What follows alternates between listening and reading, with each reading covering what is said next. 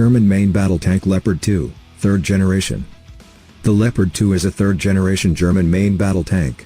Developed by Krauss-Maffei in the 1970s, the tank entered service in 1979 and replaced the earlier Leopard 1 as the main battle tank of the West German Army.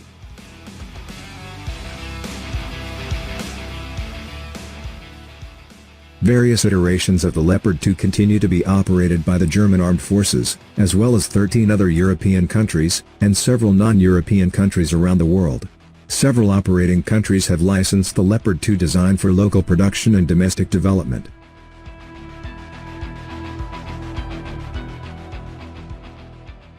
There were two main development stages of the Leopard 2. The first involved the tank being manufactured to the Leopard 2A4 standard and characterized by a vertically facing turret armor. The second stage, from the Leopard 2A5 onwards, had tilting, arrow-shaped turret armor, along with other improvements.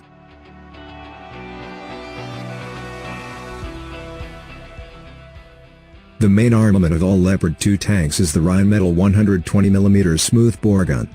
It is operated with a digital fire control system, laser rangefinder, and advanced night vision and sighting equipment.